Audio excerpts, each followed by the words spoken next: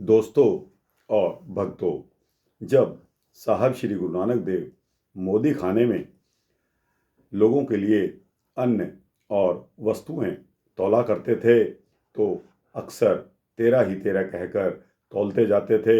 उनका ध्यान तेरा ही तेरा की तरफ रहता था। और दोस्तों, कोई वस्तु कितनी फालतू चली गई है उसका उनको ध्यान नहीं रहता था। तो दोस्तों, यह कई लोगों ने इस बात को देखा और शिकायत तो बनती ही थी।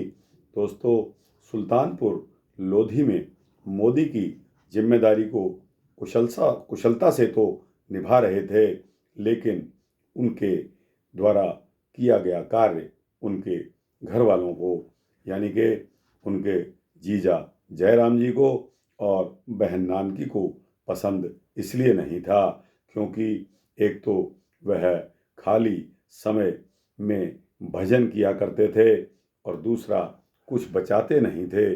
जो कुछ भी बचाते थे वो संतों भक्तों साधुओं में बांट देते थे। दोस्तों, खाली समय सत्संग में प्रभु की स्तुति गाकर बिता देते थे। अपना उनका बड़ा सादा लिबास और बहुत कम खाते थे, इसलिए इनके घर वाले अत्यंत चिंतित थे कि वे अपने पिता कालू जी को क्या बताएंगे कि उनका पुत्र इतना बड़ा अधिकारी होने के बावजूद भी कोई पैसा नहीं बचा पा रहा।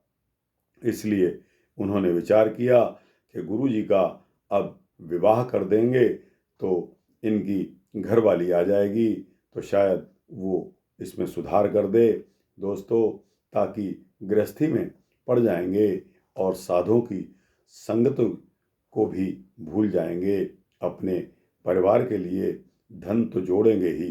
दोस्तों, इस मंशा से बटाले का रहने वाला और गांव पक्खों के रंधावे का पटवारी बाबा मूलचंद श्री जयराम जी का जानने वाला था। उनकी एक लड़की जिसका नाम सुलक्षणी बड़ी सुंदर और सुशील महिला थी। श्री जयराम ने उनसे रिश्ते की बात चलाई तो बाबा मूलचंद तुरंत सहमत हो गए। दोस्तों, बाबा मूलचंद सुलक्षणी जी के पिता यानी बाद में गुरु नानक देव जी के ससुर, ठीक है, क्योंकि मोदी खाने के अधिकारी से ऊंचा रिश्ता और उन्हें मिल भी कौन सा सकता था। दोस्तों, जब साहब श्री गुरु नानक देव जी के विवाह के बारे में पूछा तो उन्होंने कहा, आप मुझे कोई सन्यासी समझते हो? गृहस्थ आश्रम में रहकर भी प्रभु की भक्ति की जा सकती है और लोक सेवा भी की जा सकती है, परंतु पहले मेरा कर्तव्य अपनी पत्नी की तरफ होगा, फिर किसी और की तरफ।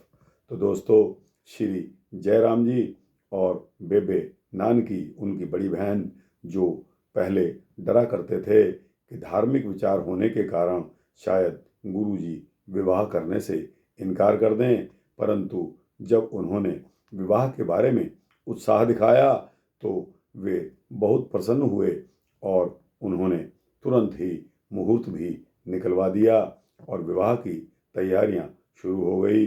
दोस्तों, गांव तलवंडी में भी उन्होंने निमंत्रण भेजकर माता तृप्ता, मेहता कालू जी और गुरु जी के अन्य मिलने वाले मित्रों संबंधियों को बुलवा लिया।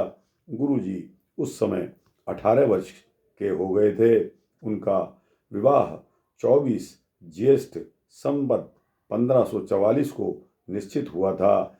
सुल्तानपुर लोधी से बारात घोड़ों पर और ऊंटों पर बटाले आकर पहुंची, जहां बारात ने डेरा लगाया और वहां साथ ही एक कच्ची दीवार खड़ी थी। तब एक माई ने आकर कहा कि चारपाई दीवार से थोड़ी दूर कर लीजिए, क्योंकि इस दीवार का कच्ची दीवार है, इस दीवार का कोई पता नहीं कि कब गिर पड़े। तब गुरुजी ने उस माई से कहा कि हमें पता है कि यह दीवार कभी नहीं गिरेगी। दोस्तों, एक कच्ची मिट्टी की दीवार जो कि खड़े होने में भी टेढ़ी है दिखाई देती है। तो माई ने जो ऑब्जर्वेशन लिया कि यह होने वाले दूल्हे यानी कि हमारे मेहमान जो बटाले में आए हुए हैं उनकी सुरक्षा हेतु वह उनको बता दिया जाए कि अपनी चारपाई इस दीवार से दूर कर लें, ताकि इस दीवार का कोई भरोसा नहीं है कि कब गिर जाए।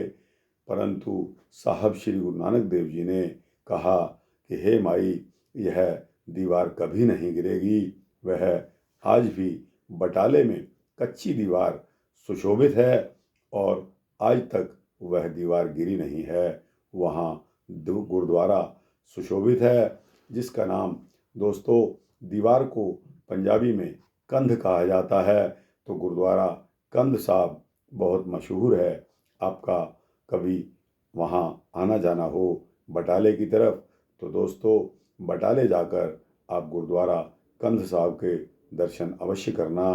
वहाँ गुरु नानक साहब की वही दीवार आपको, जहाँ नीचे बैठकर जिसकी छाया में गुरु नानक साहब ने चारपाई में बैठे थे। दोस्तों गुरु जी की बारात भी बहुत अनोखी थी।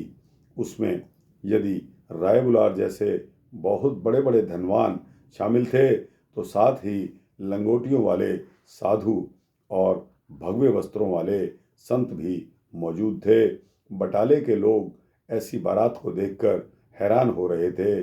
जब विवाह संपन्न हो गया तो गुरु जी की माता सुलक्षणी को लेकर सुल्तानपुर लोधी आ गए। वहाँ उन्होंने अपना अलग मकान ले लिया। उनके माता पिता कुछ दिन वहाँ ठहर कर अपने गांव तलवंडी चले गए। दोस्तों यहीं उनके घर दो साहिबजादे यानी कि बड़े बाबा श्रीचंद जी महाराज भाद्रो सुदी 9 संवत 1551 में और बाबा लक्ष्मीदास जो छोटे साहिबजादे थे 19 फाल्गुन संवत 1553 में पैदा हुए। दोस्तों इस प्रकार साहब श्री गुरु नानक देव के दो सुपुत्र हुए जिनका नाम श्रीचंद और लक्ष्मीचंद जी था। तो दोस्तों यह सूक्ष्म वृत्तांत गुरु नानक साहब के वैवाहिक स्टेटस को बताता है और दोस्तों साथ में यह भी बताता है कि गुरु नानक साहब के पास ऐसी शक्ति थी कि वह दीवार तो क्या थी दोस्तों, एक वृत्तांत ऐसा भी आएगा कि जब पहाड़ से आते हुए पत्थर को गुरु नानक साहब ने अपने पंजे का इशारा देकर वहीं रोक दिया। उस पत्थर में आज भी साहब श्री गुरु नानक देव जी का पंजा लगा हुआ है और पत्थर वहीं ढलान पर आज भी खड़ा है। दुनिया जाकर उस पत्थर के दर्शन करती है। दोस्तों वह वृत्तांत आएगा तो आपको पूरा वृत्तांत सुनाऊंगा। फिलहाल यह वृत्तांत यहाँ पर समाप्त होता है।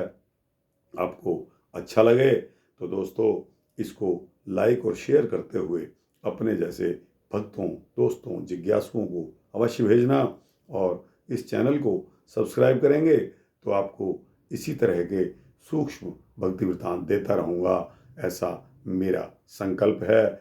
वाहिगुरु जी का खालसा, वाहिगुरु जी की फतेह।